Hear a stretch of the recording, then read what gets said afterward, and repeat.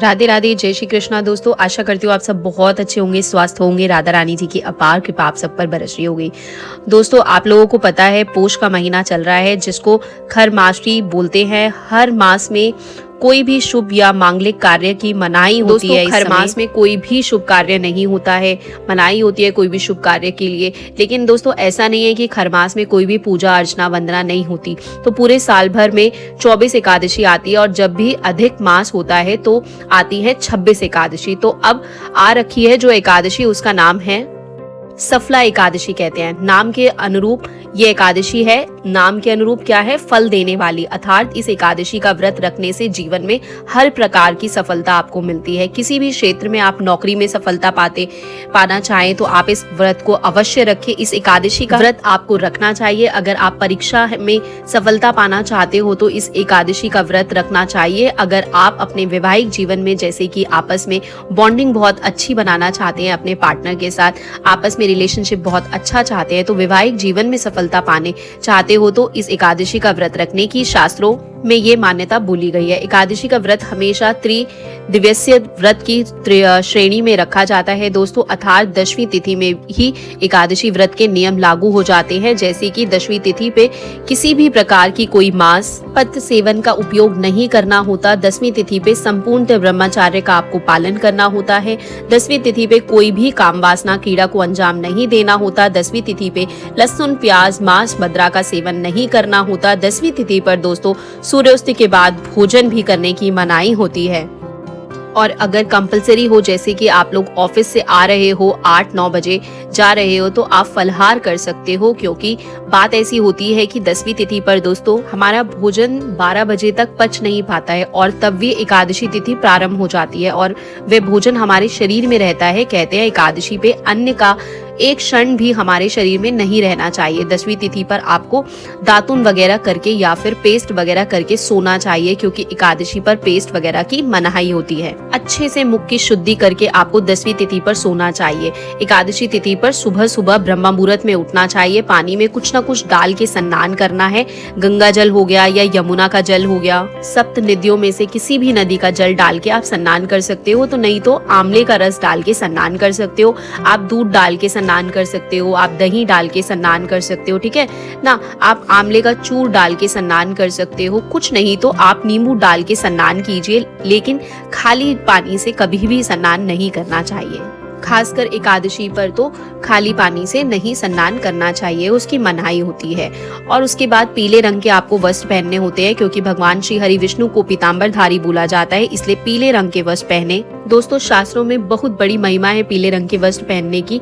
पीले रंग के वस्त्र पहनने के तत्पश्चात आपको क्या करना है? अपने घर में जो भी बाल लड्डू गोपाल जी हैं, अगर है तो अच्छी बात है, अगर नहीं है तो आपके घर का जो भी मंदिर है वहां पर जल के छींटे मारिए। अगर लड्डू गोपाल जी है तो उनको पंचामृत से स्नान कराइए। जुगल जोड़ी सरकार है तो उनको भी स्नान करा के इस दिन वस्त्र अवश्य बदलिए, क्योंकि जुगल जोड़ी सरकार को रोज डेली स्नान तो कराया जाता है, जल की छींटे तो मारे जाते हैं, लेकिन नित्य उनके वस्त्र नहीं बदले जाते हैं। कम से कम 15 दिन में एक बार या 10 दिन में एक बार नियम बांध लीजिए। लड्डू गोपाल को तो रोज स्नान कराया जाता है, और लड्डू गोपाल को भी स्नान के नियम बांध लीजिए। अगर आपके घर में हम एकादशी वाले दिन बात करें या पूर्णमासी वाले दिन, अमावस्या वाले दिन की बात करें, इन दिनों आपको पंचामृत से ही स्नान कराना चाहिए।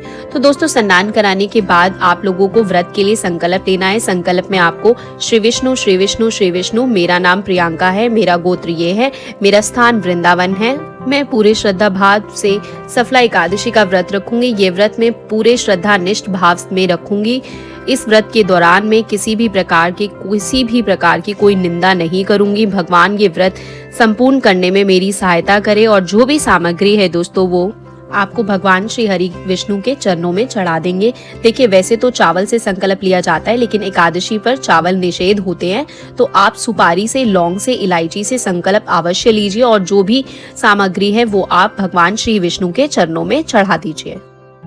दोस्तों एकादशी के व्रत में ना बड़ी सारी महिमा बोली गई है एकादशी के व्रत की, क्योंकि देखो जैसे आम फलों का राजा होता है वैसे एकादशी जो है व्रतों का राजा होती है।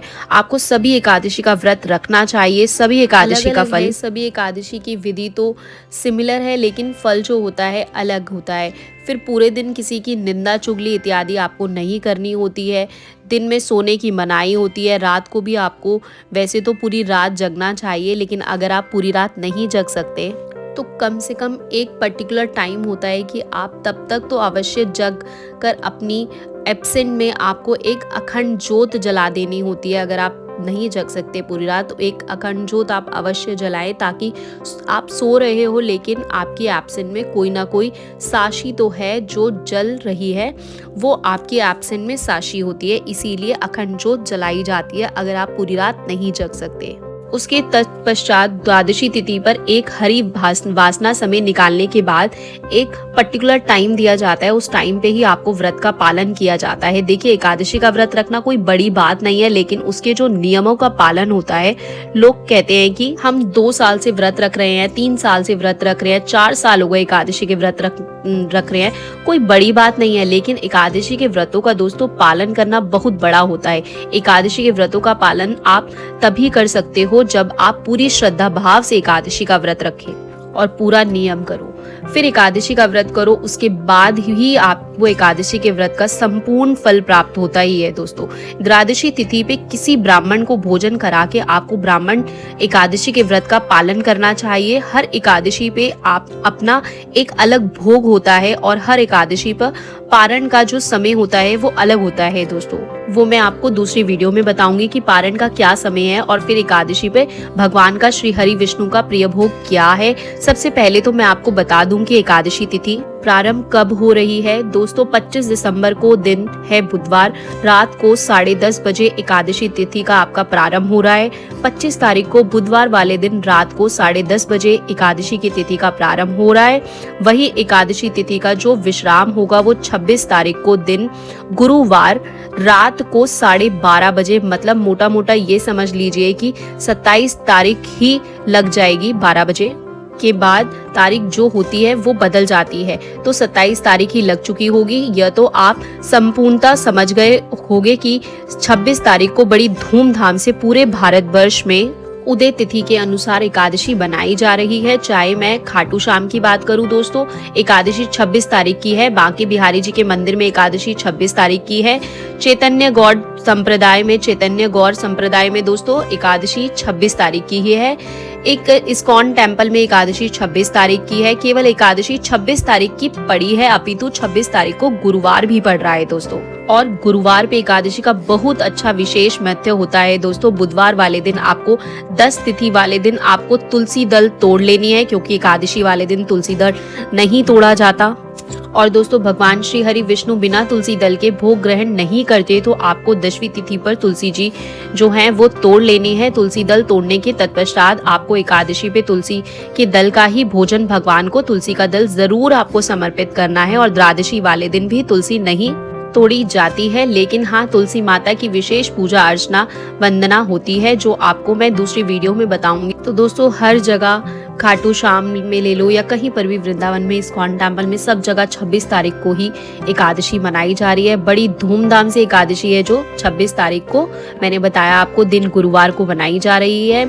सफला एकादशी का व्रत रखने से हर कार्य में आपको सफलता प्राप्त होती है। दोस्तों कोई भी कार्य आपके बनते बनते अगर बिगड़ रहे हैं तो आपको सफला एकादशी का व्रत जरूर और जरूर रखना चाहिए। हो सके तो पोष और खग मास चल रहा है, इसमें कोई भी शुभ कार्य करने की मनाही होती है, लेकिन इस महीने में वृंदावन जाने की बहुत बड़ी महिमा होती है दोस्तों। तीर्थ स्थल में जाने की बहुत बड़ी महिमा है, दान करने की बहुत बड़ी महिमा है, और इस महीने भगवान सूर्य की पूजा अर्चना वंदना करने की बहुत बड़ी महिमा कही गई है दोस्तों। तो ये कंप्लीट जानकारी है कि एकादशी कब है, और आशा करती हूँ आपके सारे डाउट्स सफला एकादशी के क्लियर हो गए होंगे। आपको पता चल गया होगा कब है एकादशी। अगर आपको ये वीडियो अच्छा लगा हो, कुछ भी हेल्पफुल लगा हो, तो वीडियो को लाइक और शेयर कर दीजिएगा, कमेंट करिएगा। राधे राधे, जय श्री कृष्णा। और अगर आप मेरे चैनल पर पहली बार ये वीडियो देख रहे हैं तो चैनल को दोस्तों सब्सक्राइब कर दीजिएगा। इसी तरीके से मैं बार बार आपसे मिलती रहूंगी, नई नई वीडियो लाती रहूंगी। आशा करती हूँ आपको ये वीडियो अच्छी लग रही है। इसी तरीके से अपना प्यार बनाए रखना।